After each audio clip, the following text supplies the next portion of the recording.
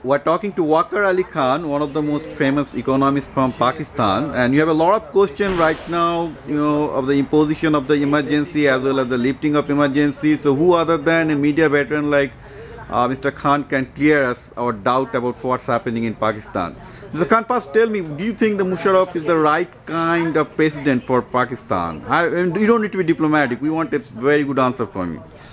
Let me tell you one thing. I think President Musharraf is the right person for the right timing. And as you know that the ex-leadership, Benazir, Nawaz Sharif, are involved in so many corruption charges. And when they left the country, the balance in the bank is zero. Now back to the track Pakistan, almost $17 billion in the bank. A lot of development going on. The political parties, they try to topple down Musharraf because Musharraf is tough on the terrorism and some party linked to the terrorism in Pakistan.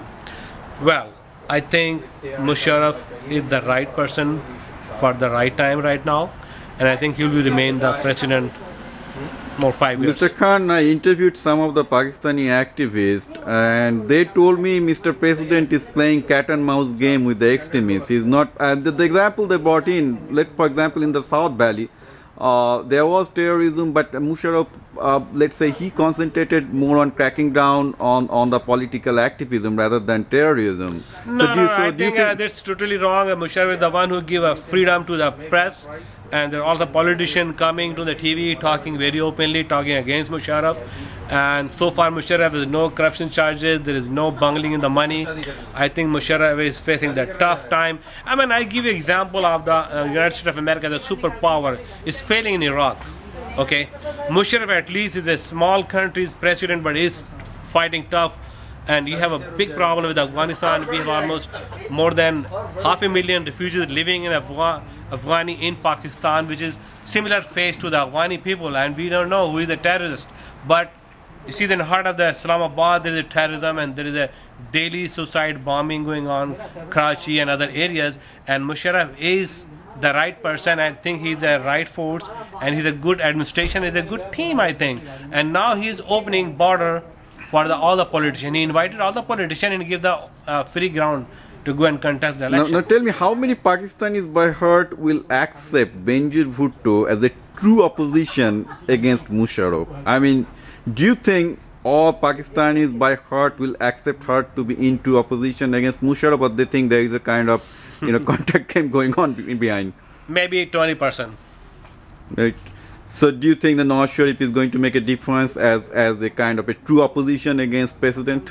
Yeah, if the Nawaz and Benazir become together one group, there is going to be a tough opposition for Musharraf. That's true. And I mean, for the last couple of years, especially with the Musharraf, I've seen the India-Pakistan relationship has improved a lot. I mean, it's just amazingly, it has been improving. What do you think that is coming from, that India and Pakistan are coming closer, and what is the suggestion to make the relationship even better? Let me tell you, the President Hillary Clinton mentioned in his speech, if India and Pakistan become a friend, they can bring the industrial and economic revolution in South Asia. So see, the Musharraf is the one who stopped fighting with India. There is no army on Kashmir, okay?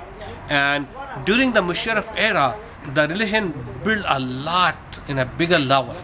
The Indian counterpart, Pakistan counterpart meeting every 2 weeks, 3 weeks, resolving issues and building the bilateral economic cooperation first, then resolving the old Kashmir issue. I think Musharraf is the best in the sense building the best relation with India. And I think if India and Pakistan become a good friend, and there will be a lot of improvement. Well, for a long time I've seen this, the Indian people love Pakistani talent and Pakistani food, and the Pakistani people love the Indian talents, the Indian food. So there is a, I see the friendship is already there between the Indian and Pakistan. It's happened to be the problem with the media and politician. You see a lot of rhetoric going on against Pakistan in Indian media, and the same thing I've seen in Pakistani media. There is a rhetoric against India, and it's very surprising given the fact that people in India love Pakistani talent, Pakistani cricketer, and the same thing in Pakistan as well. So I see the friendship is already there, we feel, because we are genetically and very food wise everything very closer. So how do you think that we can take it to the next level to economics? Let's say not to political level. I believe that ground level to exchange of business, it can be done better.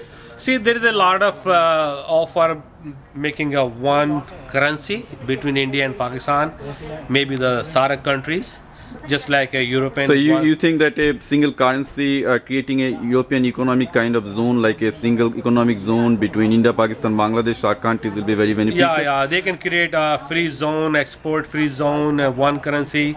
That's a possibility. But I think SAARC is doing a lot of work to bring the one economic block of South Asian countries. No, thank you. I mean, for as actually editor of Benomot, I wrote several Bengali and English articles for having a single currency for SAARC and converting into European, Commission. The same thing that you told.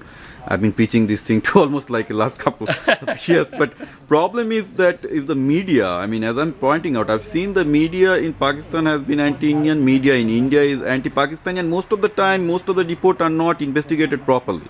I would say it's not a proper, responsible journalism. Actually, what's happening in India and Pakistan in media, the media sometimes act as a personal basis, become an enemy of the government. They're not properly investigating. They just a lot of non-professional journalists emerging in the electronic media. They're doing a false reporting. As you let me tell you, mention about it in America. There is a limit of the reporting. There is a special guideline from the Pentagon and the Defense and the FCC on how to report. How to report on national assets or national secret and classified things. In India and Pakistan, there's no ethic in media. I'm a media man, but I know that being a journalist, I really have this kind of a complaint to the Pakistani media in Pakistan and Indian media in India. They come on a personal basis. Yeah, I mean, that's my opinion. Okay, I have a last question. So basically in United States, your effort to unite Indian and Pakistani community has been a great example to all the community lovers. So what is your message to them to unite the people of South Asia? Let me tell you one thing, very, very important. If South Asian watching these programs, your report, as you know that there is a group called Latino Vote. They never say El Salvador or Mexican or Guam, or they mention Latino, one vote Latinos. So we should mention South Asian vote. We have to be together as a South Asian. So we making the bigger vote bank and financial resources. So that's my message. Be one, be a South Asian. Not say I'm Indian, I'm Pakistani, I'm Bangladeshi, I'm Sri Lankan. Say South Asian. That's you have a power. Okay, thank you, Mr. Khan. Thank you.